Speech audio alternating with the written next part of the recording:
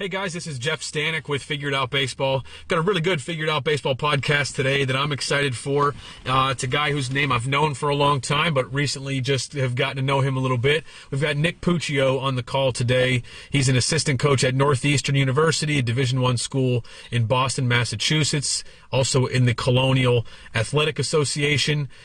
He coaches the offense as well as handles a lot of the recruiting there at Northeastern. I'll give you some more of Nick's background before we jump into questions with him. Collegiately, he played at Dean College, which is currently a Division III, but at the time it was a junior college in Franklin, Massachusetts. Then he finished his playing career at Fitchburg State in Fitchburg, Massachusetts. Got his first college coaching job as an assistant coach at Southeastern Community College, a junior college in Burlington, Iowa. He was there in 2011. From 2012 and 2013, he was an assistant coach at Wheaton College, Division III school in Norton, Massachusetts. While he was there, the team went to the NCAA Division III tournament both seasons. The 2012 team went to the College World Series and actually lost in the championship game. From 2014 through 18, he was the head coach at Nichols College, Division III school in Dudley, Massachusetts. The 2014 team, his first season there, won 6 games. By 2016, just a couple years later, they set the school record with 24 wins. In 5 seasons at Nichols College, he coached 19 all-conference players and 2 guys that went on to play pro ball. Did such a good job there that in October 2018, he was hired as an assistant coach at Northeastern, where he has been since. Nick, I appreciate you being on the podcast with us today. Hey, Jeff, thanks for having me. Excited to be on. So I typically like to start with something that stands out from your bio. There's a couple places that I'd like to start, but I'll kind of begin it with this. Your first college coaching job was at Southeastern Community College in Burlington, Iowa. I was there a couple years before you were, so we obviously have the head coach there, Justin Schulte, in common. He told me a little bit about what happened when you were at Nichols College, just kind of how you really changed a lot of things there, not only with the baseball team, but kind of with the whole athletic department. I don't know if it's a fair place to start or not. Might get a little bit deep here. We might be here for a while, but it's a really interesting thing to me because this is a conversation I've had with some other people for various reasons. But would you, assuming you know what I'm talking about, would you mind talking a little bit about just how things were within the athletic department with the baseball team when you got to Nichols College, when you first got there, and kind of how things evolved and changed by the time that you left? Yeah, so I mean, when I was hired at Nichols, it wasn't a great job, right? It wasn't full time. Obviously, no benefits. There was no tradition of winning. It was in tough shape. I mean, the way I kind of put it is the program was on life support almost, right? And I viewed it as an opportunity, to get some head coaching experience. I was still young at the time. I think I was still 27 years old.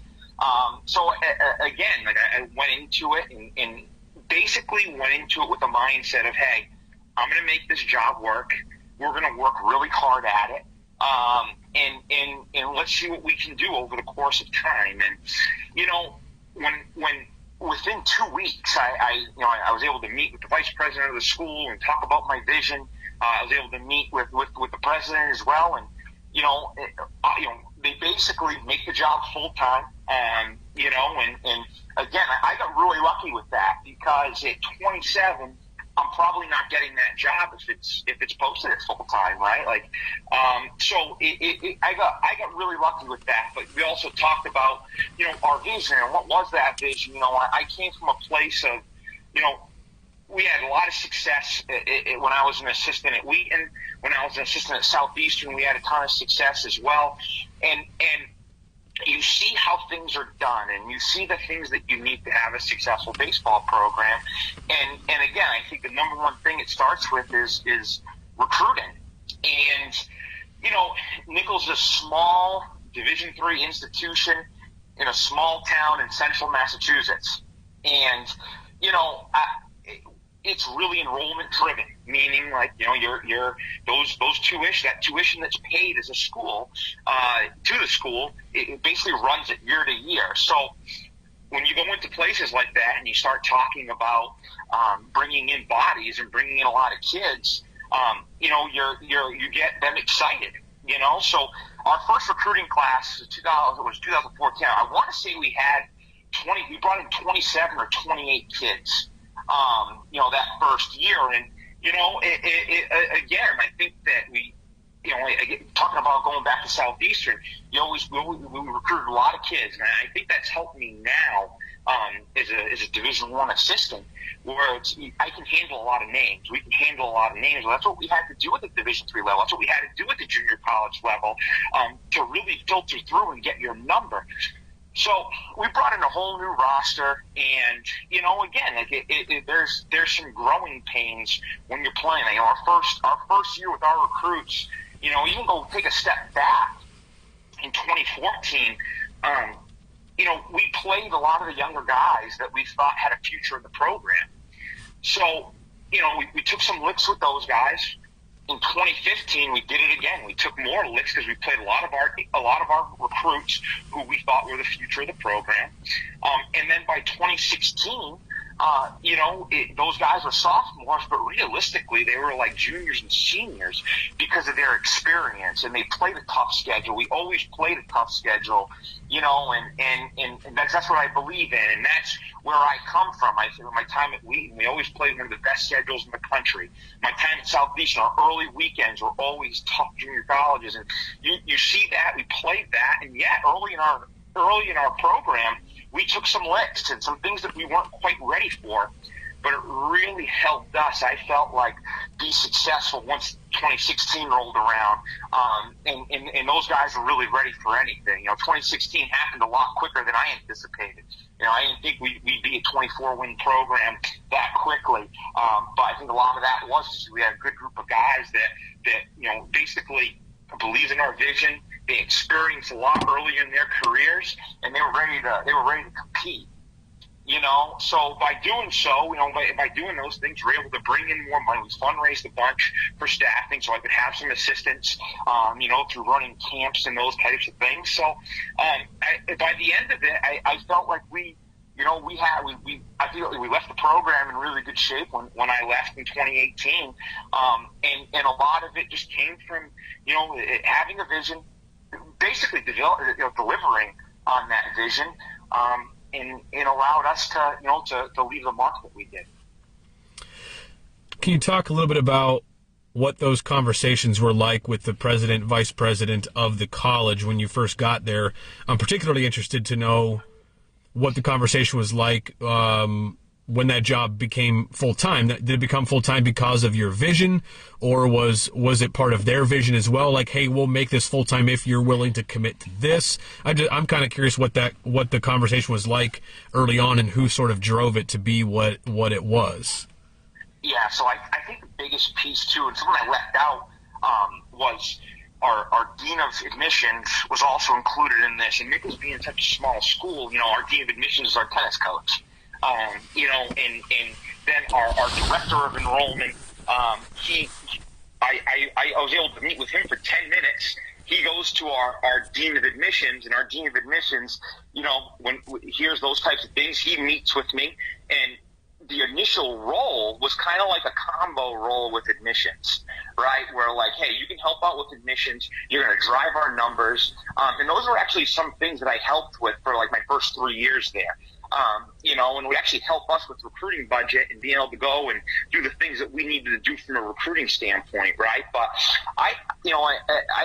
my recruiting approach really hasn't changed, and I think a lot of it stems from being with Justin Schulte too, where with him and Eric Podolsky was my boss at Wheaton College, and then obviously being the head coach, but it's just a relentless recruiting approach. And when you sit down and you talk about this is how we're going to recruit, we are going to be on the road all summer. We mapped out different avenues that we're going to get kids from, right? Whether it's high school seasons, travel ball seasons, and this is how we're going to do it. This is why we're going to do it. We're going to be handling 1,000 names, and those 1,000 names are going to come into a funnel basically, and we're going to get 20 out of it. And yeah, I think that those are the things that really excite and are those types of people. And obviously, my route on the whole thing is, we're trying to win. We're trying to win a championship here. and that's why we do this. And, my vision is the same thing now, and that we're trying to win a championship wherever we are. And here at Nichols, there's no reason why we can't win a championship. We're going to go recruit the best players. We're going to get into recruiting battles. Maybe we're going to have to go into different areas, find some guys who maybe aren't on the radar of some of these bigger programs at the Division III level. But it's a relentless effort. We've got to try every avenue to be able to get the guys that we need in here to be successful. And again, I don't think it goes much more outside of that, a young 27-year-old with, what I think was a lot of energy, was able to get a lot of people on my side throughout that process. What did your roster size look like from when the day you took over till the day you left? How did that transform? Yeah, so we probably had about 30 guys on our roster my first year, the roster obviously needed some work. My second year with our first recruiting class, that roster looked was on the larger side, about 45 to 50 guys, and then generally we operated that way, for the next 3 years, where you just never know what's going to happen, especially at the Division III level. And again, I go back to my time at Southeastern with you got guys that it just might not work out for whatever reason. Maybe they decide that they lost their passion for baseball. Maybe other things become bigger pieces in their life, which is fine. But my mindset was, hey, we got to plan and recruit until those kids get on campus. And then while they're here, we got to continue to recruit them. Because again, we just never know. I've had all conference kids all of a sudden. Almost every stop I've been, all conference kids all of a sudden who just they lose it. And obviously being at Division III level, there's nothing financially as far as scholarships to tie you to that. So, I think that we always handle the bigger roster. Even at the end there, we still did, because we would play some JV games. We'd play some, and again, we wouldn't have a separate JV team. We would just play some JV games with some of those younger guys to get them some experience. And whether it was down in Florida, or maybe we'd pick up a midweek game and someone would come to us. But that was a big thing. I think that again, at places like Nichols, you have to handle a large roster at Division III level. Generally Division III enrollment-driven institutions, you've got to handle a bigger roster, because again, you want to have depth, you want to have options. I mean, I love it from a competing standpoint too. But it's just you just didn't know what was going to happen year to year. It's such an interesting dynamic, and how you can kind of change the outlook of a school and athletic department by coming in with a different philosophy, or a philosophy you've brought from somewhere else, or just something you think can really work there and other people buy into it. It's really cool to hear, and I'm sure a lot of that went into the success that you all had. Now, I like to ask this question on podcasts from time to time, but I'm not sure that I've asked it to a Division III coach in a podcast. And not that you're a Division III coach currently, but we'll get to where you are now. But at the time at Nichols, at both of the Division IIIs, at Wheaton College and then at Nichols, can you kind of just tell listeners to this what is the range of a Division III recruit? And let's talk about pitchers specifically, because it's easier. I think it's easier to talk about pitchers in a podcast, because there's a lot of intangibles with hitters, and I think with pitchers that between the velocity and the size and things of that nature, like I think you can compare and contrast guys from different levels. What's sort of the range of guys that you would recruit at a Division III level? Is there, maybe you talk about some of the top guys you recruited over the years, and some of the guys through the years that on paper or like when you go to watch them, just didn't look like they would be much, but maybe they turned out to have a pretty good career because they were good at one thing or another. Can you just kind of talk about the range of guys, the talent levels that you see at the Division III level? Yeah, I mean, I think that's a great question. It's really all over the map, right? You know,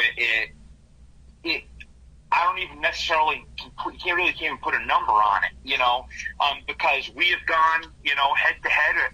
Whether I was at Wheaton College or we were at Nichols, we'd go head to head and we'd run into some Division I's on some guys, right? And or at least some guys that had Division I interest, you know, maybe early in the process. And then we'd recruit some kids that nobody was on, that nobody knew about, who might have been 77, 81. But, you know, he's got some projection. He's got some upside. Might be a late bloomer. You know, he hasn't fully grown yet. He's not even shaving. And next thing you know, that kid's 87, 89 and closing games out for you on the weekend, or he's in your rotation. So I really think it's all over the map, you know. I've seen guys on the other end too, who, like, you know, it's funny, you know. Yeah, this happens at every level where, you know, you recruit a kid and you know, we had perfect examples. My last year, we had a kid who, you know, we were really excited about. My last year at Nichols, we won a couple recruiting battles on him, had some Division I interest early in his career. You know, was a kid that he'd run it up to 88, 89, and he. You know, he had his 1 year with us. That was my last year. It's just that it wasn't right. Like he struggled to get hitters out, and the command wasn't great. The fastball didn't play well. You know, and the kid lacked a ton of confidence and those types of things. And you know, but that was a recruiting battle that we had with a lot of schools in the Division II and III level when we got that kid.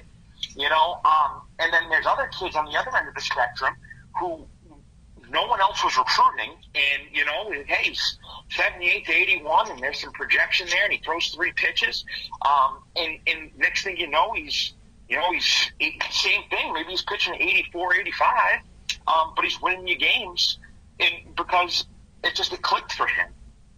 You know, so it's really all over the map, you know, and I don't think you can necessarily pigeonhole it, you know, and I think that, again, it goes back to handling a lot of names, you know. When you're recruiting the Northeast and you see guys, and again, of course you're crossing some of those higher-end talents off your list when you're at the Division III level. But I also think that, you know, again, you cast a wide net, you shoot high, and you know, maybe once in a while, you're going to hit on one of those guys that you're not supposed to get. And that's how you, I think, really build get a strong program and a really good recruiting class. You can get one of those guys a class who can kind of put you over the top, and then you get lucky on some of those other guys, you know, that maybe you don't think are going to be that, but end up projected and being, you know, that's where it starts, you know. So, again, obviously there's no science to recruiting. I think we all know that. You know, we can project, you know, we work hard at that. We work hard seeing guys. We work hard doing our homework, no doubt. But when that kid steps foot on campus, you know, you don't know what it's going to be. He could be the most confident kid in the world, but not have the best stuff, and then that kid's going and winning you games on the weekend. Or you could have a kid that's got great stuff, highly recruited, gets onto campus, gives up a couple barrels early in the fall, and his career's never the same. And that's what makes this, you know, such a challenge. So you know, again, you never know, and I think that it happens at every single level. You know,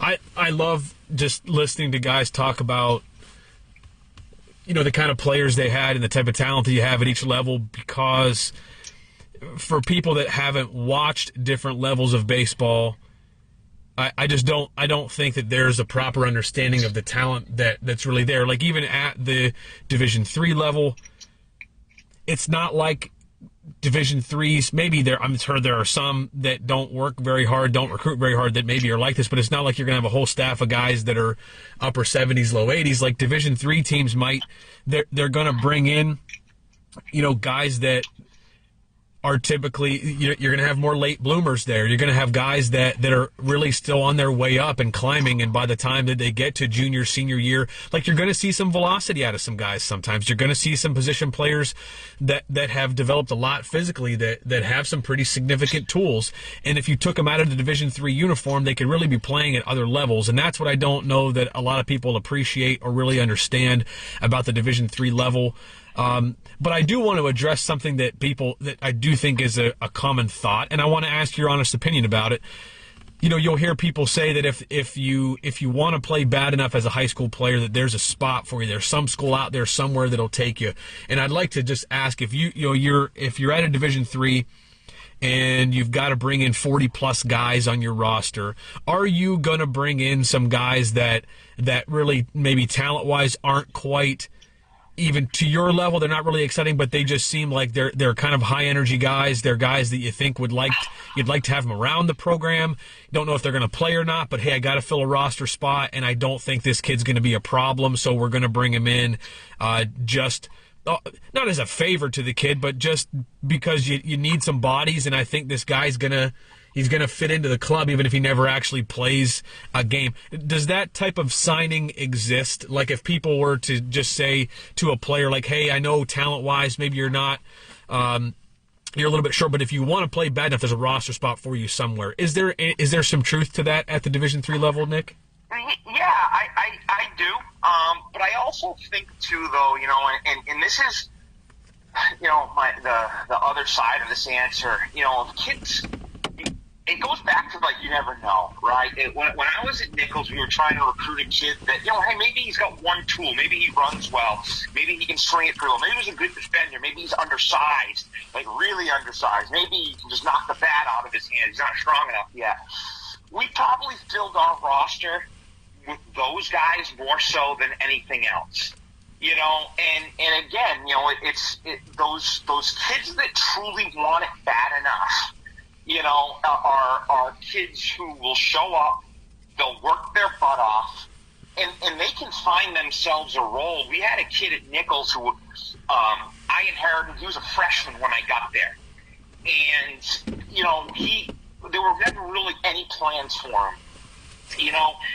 But he'd show up, he worked hard, you know, and again, I think that this type of kid is the minority, because it doesn't always exist like this. Because for 2 years, he didn't play much.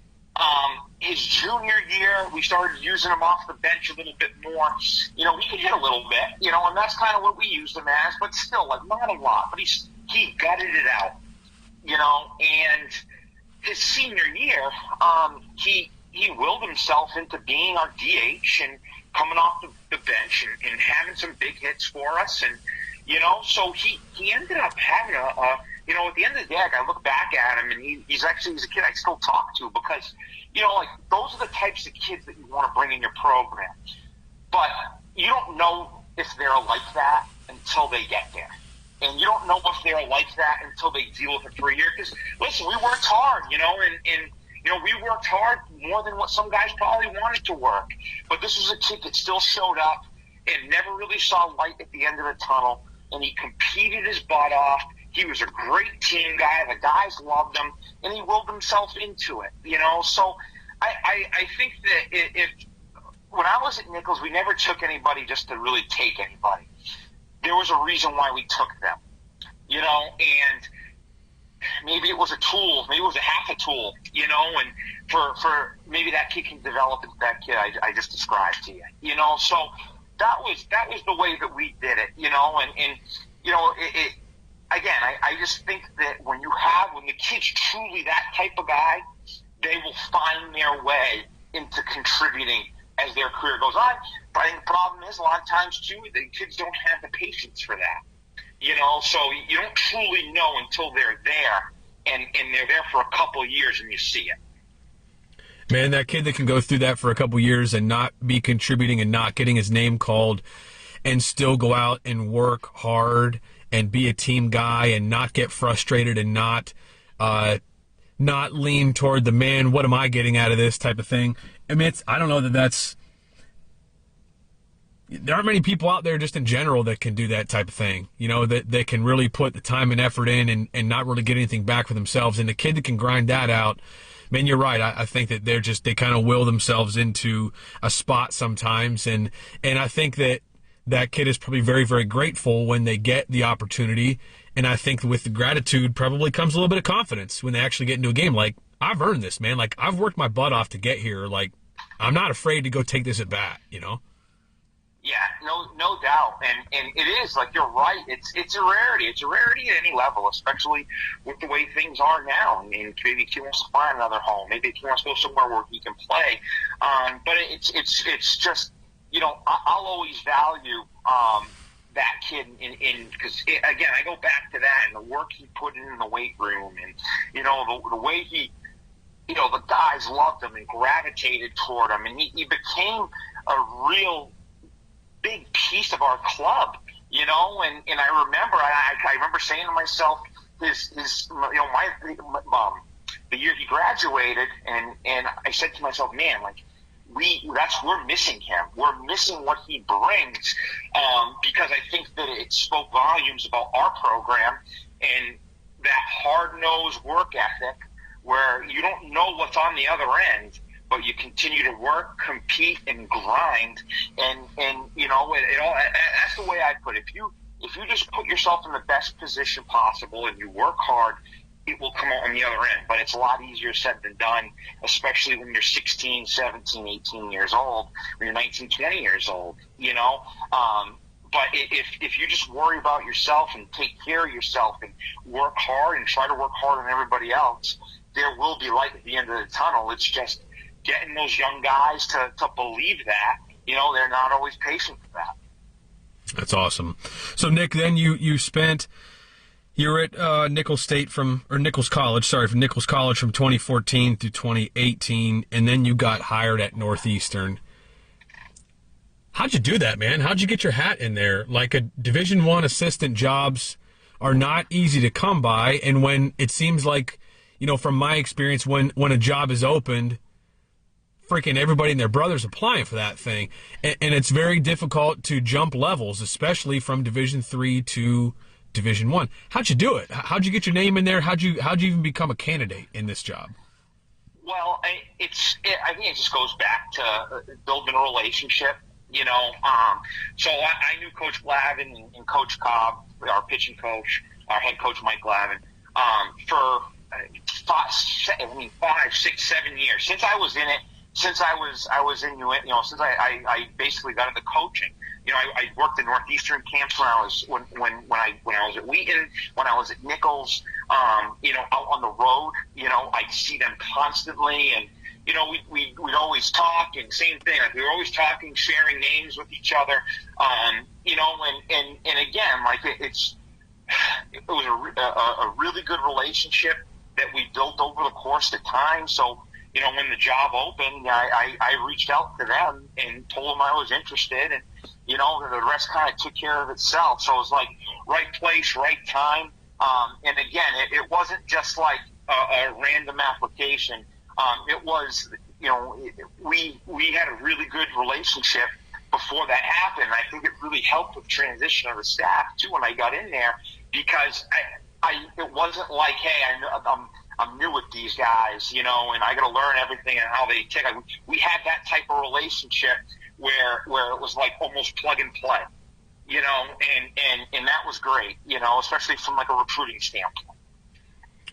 If you were to give some advice to guys right now, anybody out there who just wants to be at a higher level than they are, which is probably most coaches out there, even if you're if you're a Division I assistant, there's still head jobs to get, or you can always get an assistant job at a higher level. I would say that most coaches, especially the guys that are out on the road recruiting, they have aspirations of getting a better job at some point. How do you kind of balance when you're out, Nick, when you're recruiting and you're seeing guys that you realize are in a higher position than you, and maybe there'll come a day when you might be able to send that text message and say, hey, man, you guys got a job. I'm interested if you're interested in talking to me. How do you balance talking to those coaches, developing the relationship with them, but not like selling out and pouring your resume out to them every time you see them. Do you know what I mean? Like, how do you kind of go about it to build a relationship, as opposed to trying to plant seeds and lay groundwork for a job someday? Because I'm guessing if most people are like me, I'm more impressed with somebody who just like does their job and shows me how they work, as opposed to someone who wants to tell me how hard they work and tell me all these things that they're doing. Like, it's pretty evident when someone's talking to you because they think they can get something from you, as opposed to just, hey man, we're at the same place and let's talk a little bit type of thing. How do you balance that, even now as an assistant coach, but back then when you were kind of laying that groundwork, whether or not you knew you were doing it? Yeah, I think you kind of hit the nail right on the head. Like, it needs to be a genuine relationship, and I think that's the biggest piece. I was never selling myself to Coach Glab. Like that was never that was never my purpose of having a relationship. Me, Coach Glab, and Coach Bob, the relationship that we built over time, it was more so. It was never, and I think that's probably why I'm in the position that I'm in now, where it's, it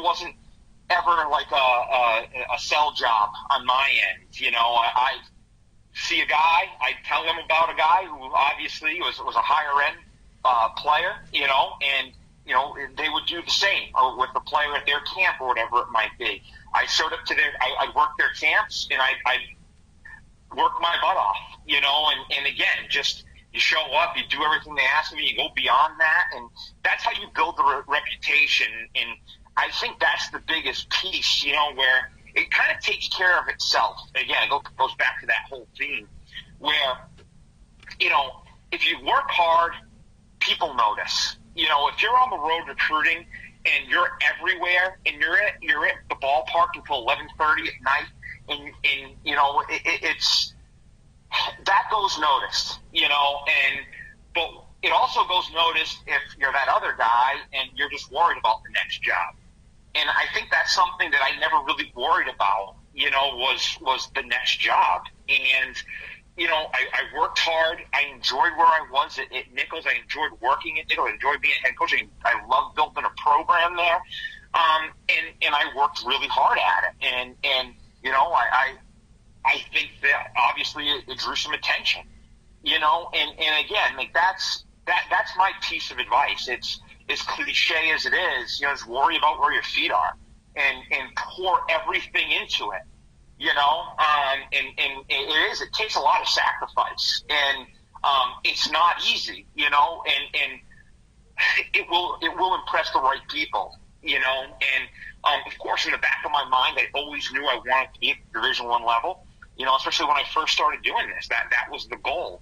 So I always kind of thought to myself, hey, people take notice, and if the right people take notice, and you can have a conversation with them, and then it leads to them calling you about guys and vice versa, you're in a really good spot, but I think that you can't be worried about that next job. You're going to be worried about being awesome at the job you got and bleeding your program, or whether you're a head coach or an assistant, and working your butt off and talking to the right people, So I think that also helped me too, with some of the travel coaches in the area who probably had a lot of good things to say about me to Coach Glavin, about, hey, that guy recruits his butt off.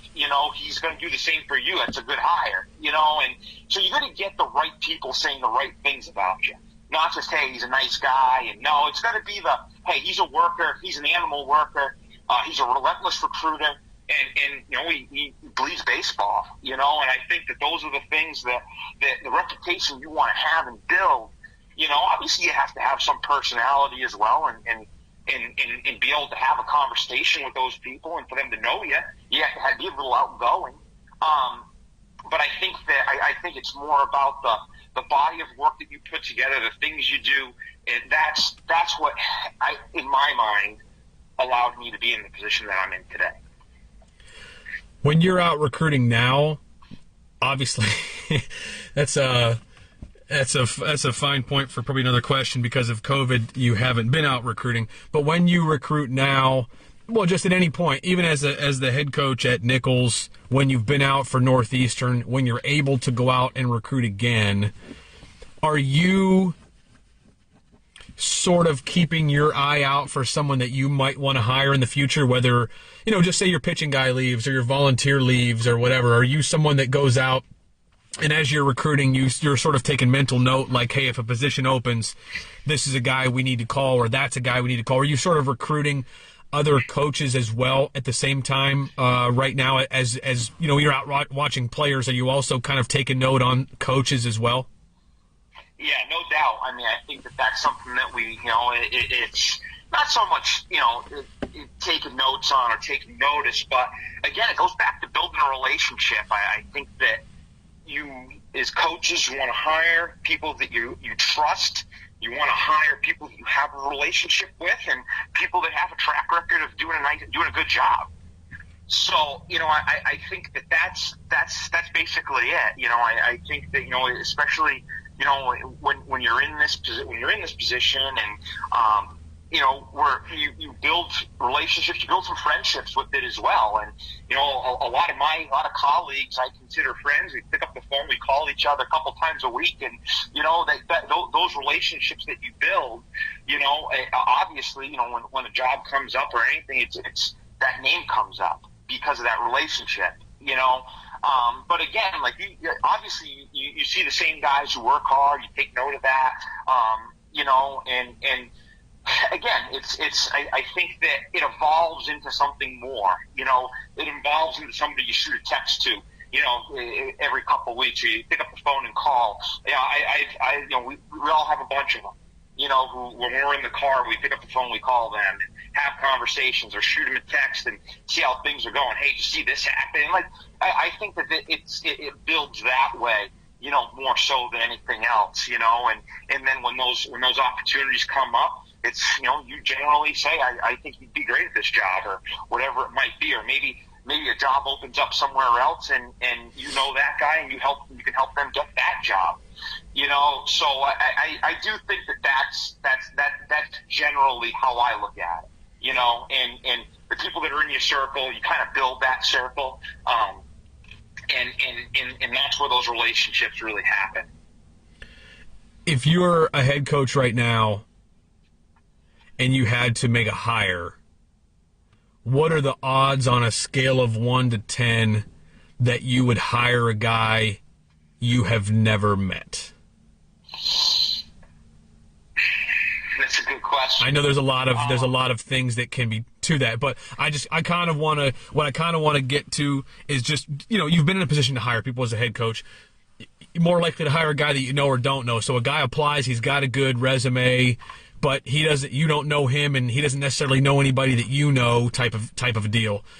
Maybe he's from out of your area, so you don't know any of his contacts personally. What are the odds you would hire that guy as opposed to someone that you previously knew and had some at least a little bit of a feel for what he was like?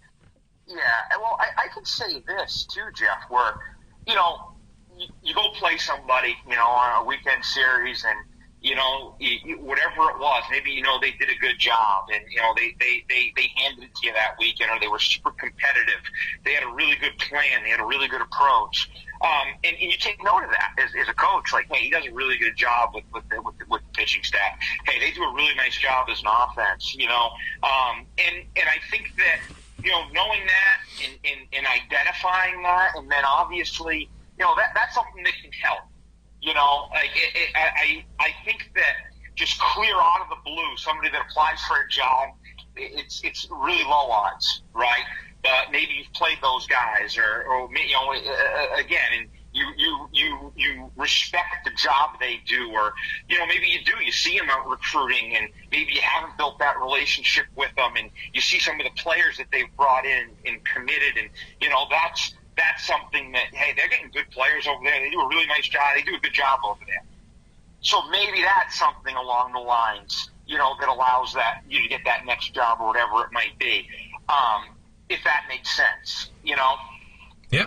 And I'm interested in that because I think that as a college coach, it's just a fine line. It's like the recruiting side of things in a way, but you want to do a good job. You want to be where your feet are, but at the same time, like you've got to find a way to develop some relationships. You've got to find a way to meet some people. You've got to find a way to kind of get your name out there a little bit and get some positive word of mouth, if a job does pop open, and that's always something that feels elusive at times to certain coaches. So I just think it's an interesting conversation as to kind of how you kind of get that ball rolling.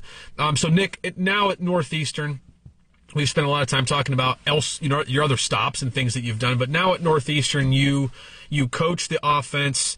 And, you handle a lot of the recruiting. We've talked about recruiting a little bit at the Division III side of things, but I want to kind of talk about the offense, just what you do with the offense. An abbreviated season last year, you had all of 2019. What are some focal points when you coach? You're talking about coaching the Northeastern offense.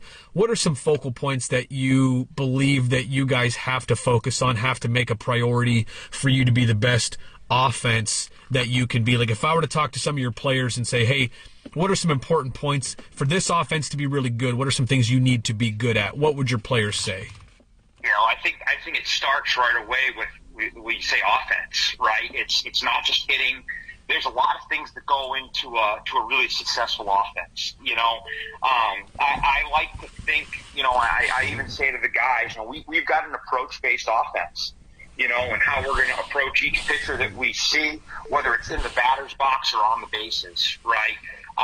So we put a very strong emphasis in our program on our approach and what our approach is going to be pitcher to pitcher, what our approach at the plate's going to be pitcher to pitcher, what our approach on the bases is going to be pitcher to pitcher, right? We recruit and love athleticism. We want to be very athletic.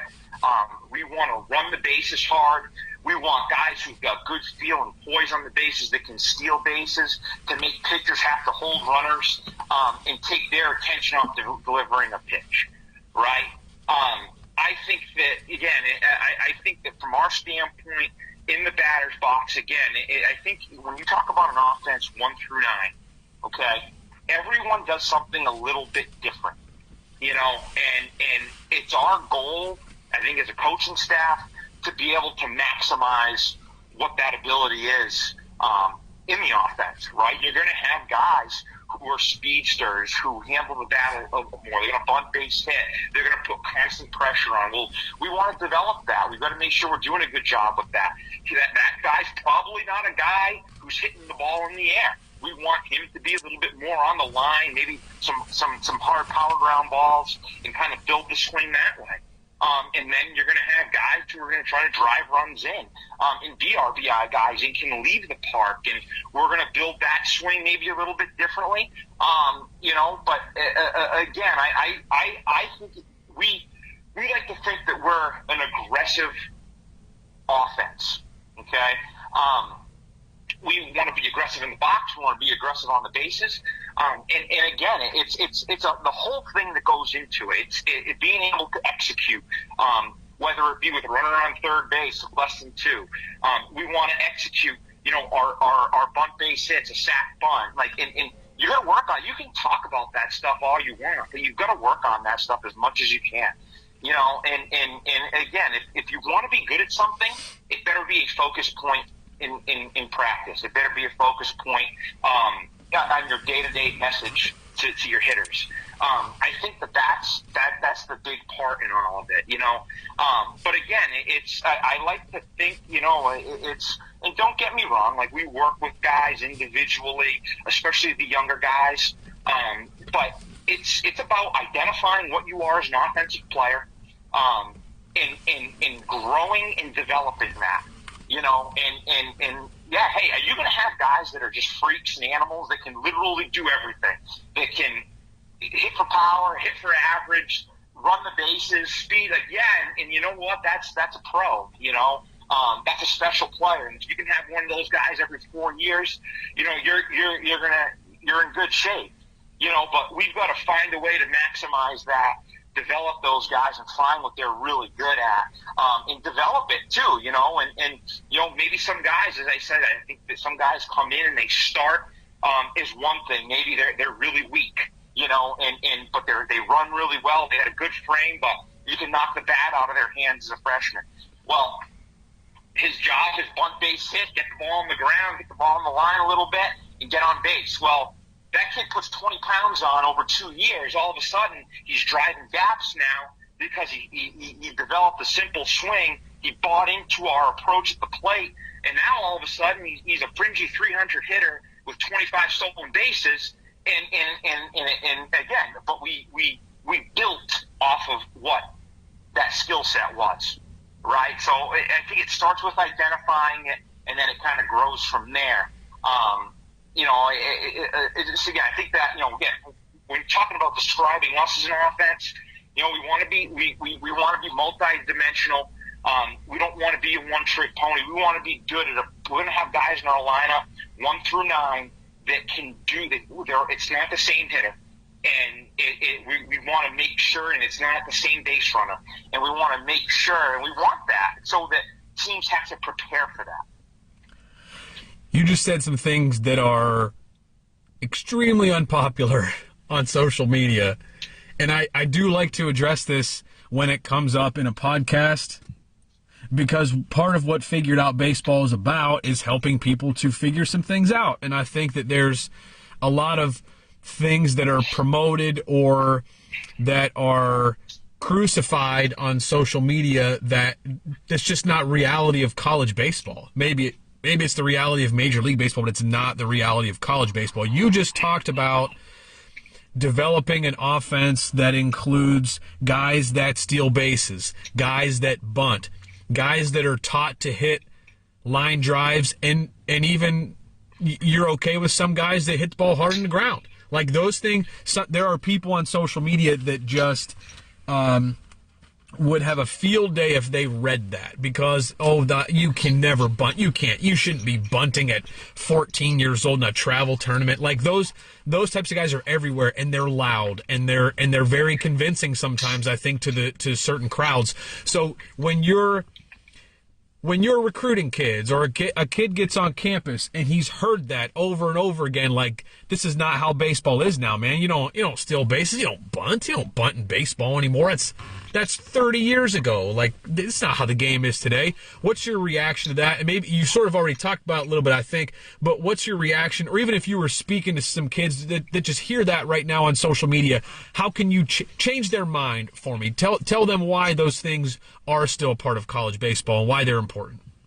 Well, yeah, I mean, I think in the major league level, you're talking about the elite of the elite defenders in the infield, right? The shortstops who are fielding 990, 995, guys who don't kick the ball, and you're talking about shifts to the extent where, hey, you know what? We shift, we believe in it, but the data on that end at the major league level is a lot deeper, right? A ball on the ground is an out in the big leagues. It happens.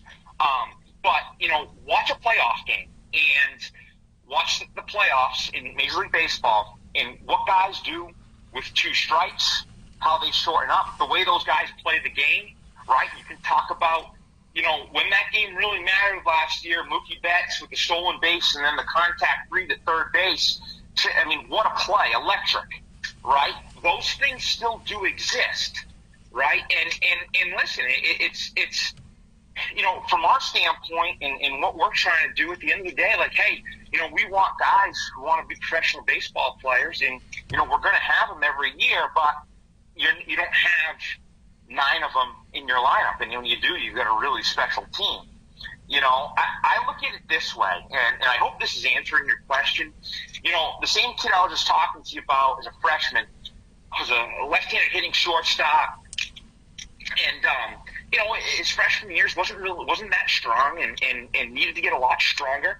And it was left-handed hitting, right-handed throw, so the top hand was a little bit weaker. And over the course, and again, like, so with that swing, and I think that it doesn't matter what it is. I talk with our guys, like, I don't care what you do, right? But we've got to be on the barrel consistently, right? We've got to be on the barrel, good solid contact, and we put goals on it with whatever we're doing, whether it's a high success rate, low success rate drill, whatever it is. High success rate, if you're not on the barrel 3 or 4 out of 5 in that round, then we've got to simplify, and we got to make it simpler, right? And listen, I am a guy, we believe in data and technology. I like bat sensors. I do like exit velocity, but my thing comes down to we've got to maximize an exit velocity. How did this guy hit the ball the hardest? And what does he have to do?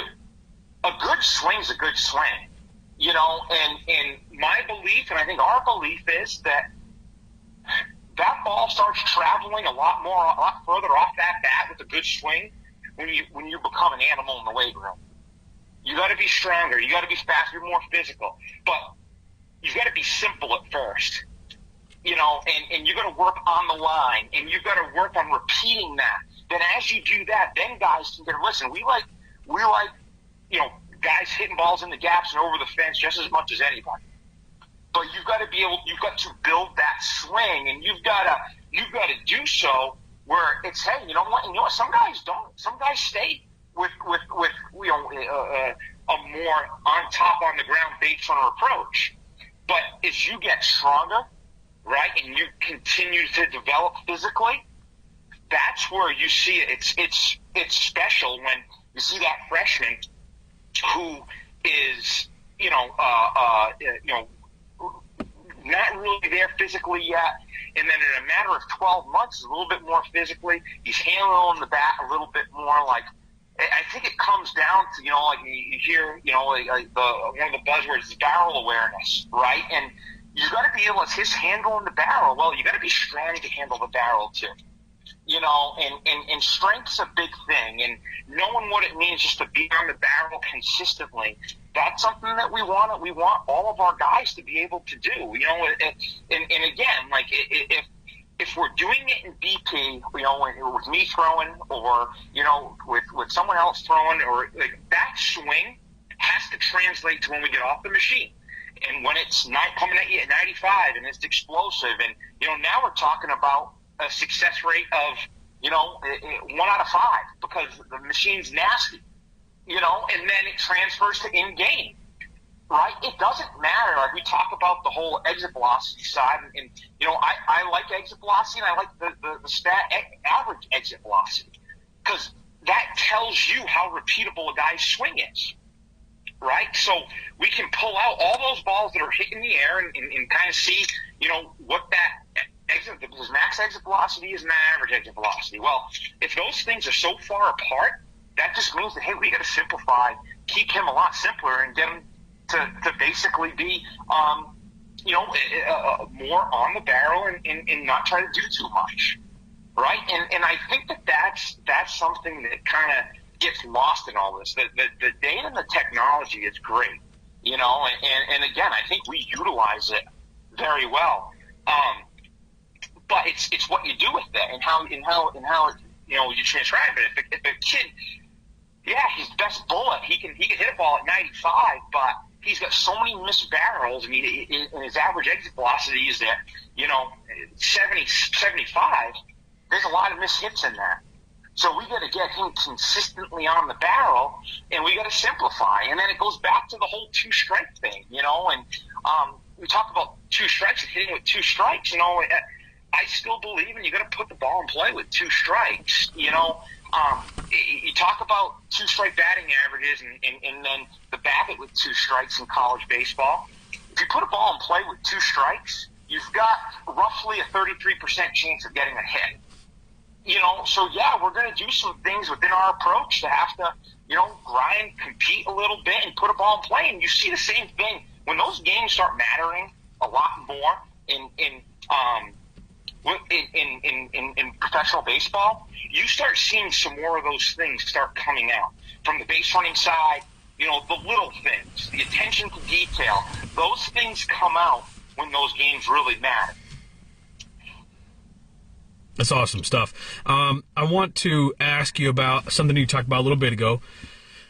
Just you work on and you talk about the approach of your hitters a lot. And you even talk about approach of base runners, but let's talk about approach for hitters a little bit. I don't believe that a lot of people, well, that as many people as they should, know what it means to have an approach. Can you talk to me, just generally speaking, what does it mean to have an approach, and maybe give it a couple of examples of different situations that might bring about a different approach for a hitter? Like, what does it mean to have an approach? What does that mean at its core? Well, I think now, too, so, it's really evolved, especially in college baseball at the Division I level, where we've got great video software, and we can see what a pitcher's going to do, right? Is he sinking and sliding it at the bottom of the zone? Is he living at the top of the zone? Do these guys pitch away and live away, for instance, you still look at the numbers, in college baseball. And I want to say in 2019, still roughly 70%-ish, might be like 71, 72% of the fastballs you see are on the outside part of the plate.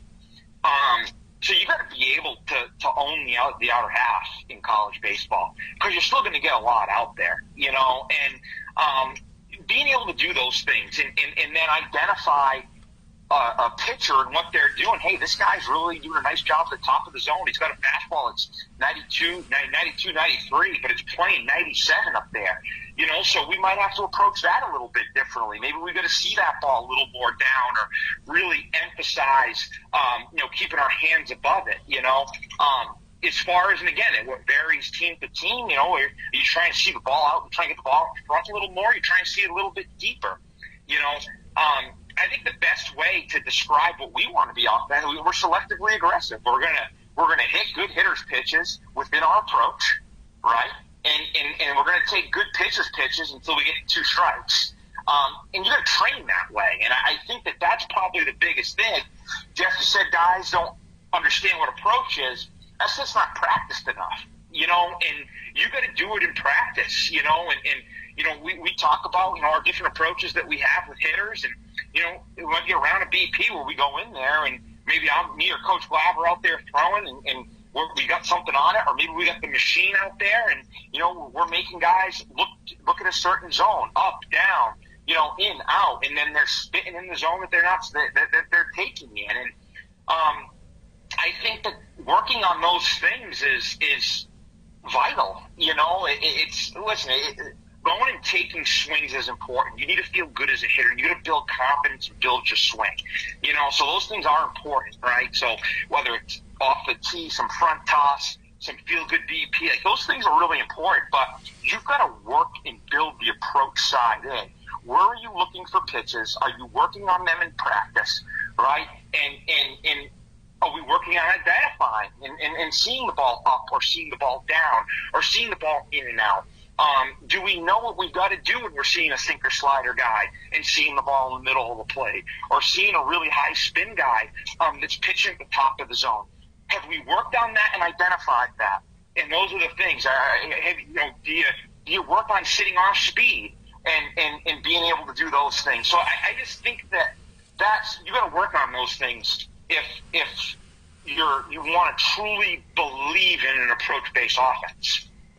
If I don't have an approach going to the plate, how can you identify that? Like, or if I'm listening to this podcast as a player or a coach, and I'm like, I don't know if I necessarily have an approach or not. Like, what are some things that you see from a guy that doesn't have an approach? Like, tell me why it's so important. Because if you don't have an approach, this is what's going to happen to you. Well, I just think that you have those free swingers, and you get a team now that starts that you're looking out over the plate, and they get in on you, and you swing at that pitch, and you're an easy out. You hit a free hopper to the shortstop or the third baseman, and it's very identical. Or right, you take that first pitch fastball for a strike, and then the next pitch, here comes the breaking ball, and you swing over it. Like those to me are no approach. Or you can tell when you have a guest hitter at the plate.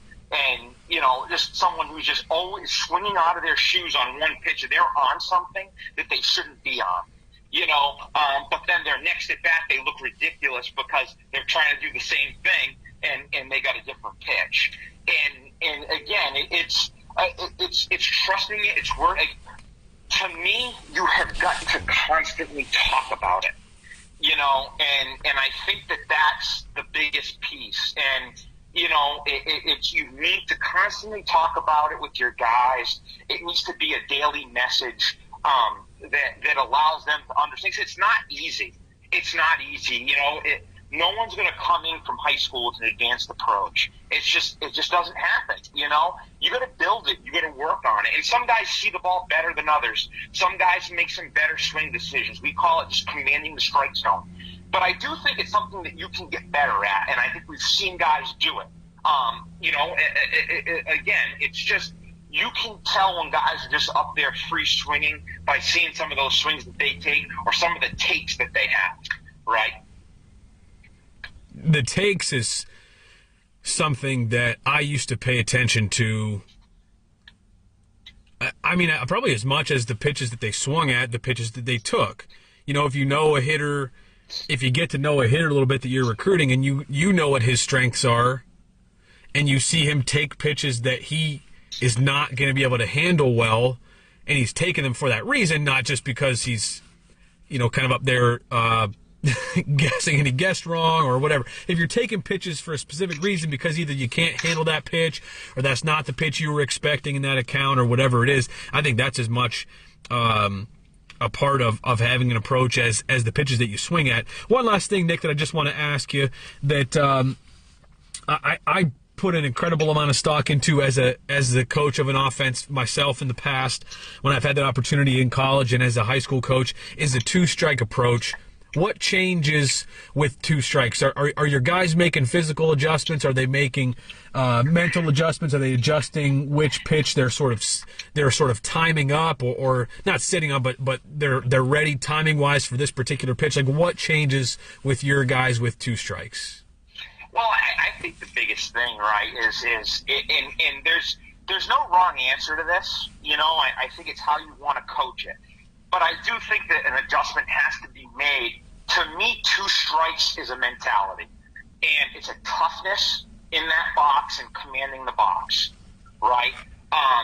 We've got to trust ourselves. We've got to trust our depth. We got to see the baseball. We've got to be okay taking an uncomfortable, ugly swing on a pitch. And you're competing your butt off, you know? And if you're tougher, and you keep competing and seeing pitches, you know, and you aren't afraid to take that ugly swing where you know, it's, you know, basically, hey, I got to try following this ball into the oppo dugout, you know, you will get that pitch and a mistake will be in, but we're not going to be the offense that gives in, right? That's going to kind of be the mindset. I really leave it to the guys as far as physical adjustments go. You know, now there are guys, you get up on the knob, you widen up your stance, you get on top of the plate, like, and some of our guys do that. And I'd probably say the majority of guys do something. But to me, it's the mentality piece, right? And it's the same thing. Like, you've got to work on it. You've got to work on it.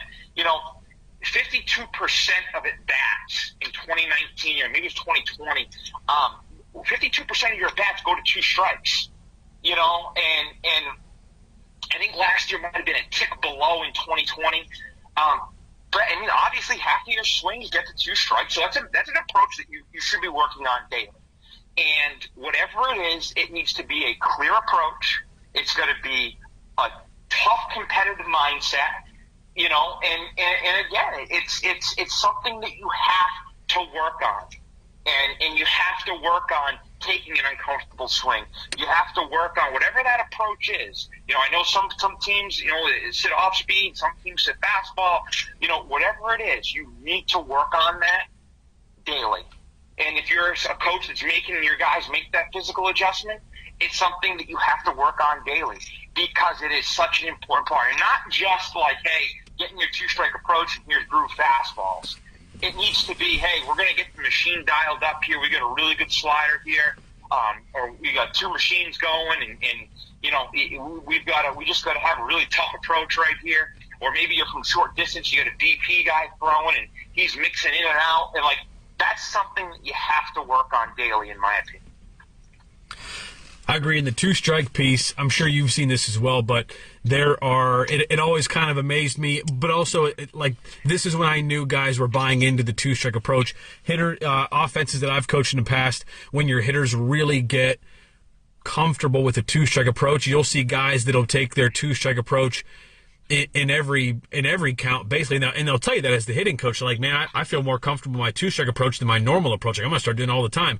And, of course, you don't want guys to get you still want guys to be able to drive the ball, but some of the mental approach, I think, is a lot of it, and what they're, I think when guys make the mental adjustment, especially, it's a comfortable place to be sometimes. And when your guys are comfortable with two strikes, then I think they're more confident with no strikes and one strike to be able to look for a pitch they can really drive. And if they don't get it, they're okay spitting on a borderline pitch because they know that they can handle themselves with two strikes and they still have a chance to get on base. And if you have if you coach your offense in a way that is a overall offense and not just a bunch of good hitters, guys that understand what it takes to be a good offense, your hitters know that if I just find a way on base, that's the ultimate goal. I don't mind going to two strikes and fighting for a way to get on base because I know I can still help the team there. And it's just amazing how these things just sort of, they link together, and one thing sort of leads to another. And when you really get guys to buy into these different things, how it translates into different parts of their offensive game.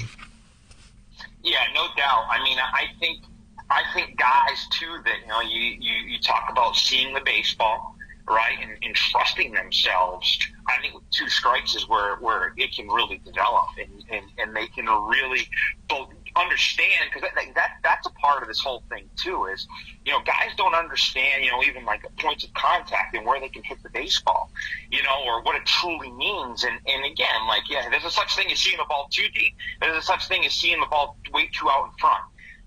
So it's just finding that from hitter to hitter. And I think that two-strike approach, it can help them see the ball better because it's a lot simpler, and you're just really focused on really not trying to do too much there. This is Nick Puccio, everybody. He's an assistant coach at Northeastern University, Division I in the Colonial Athletic Association, based in Boston. Nick, this has been awesome. If you've been listening to this whole thing, I think you probably saw what I did.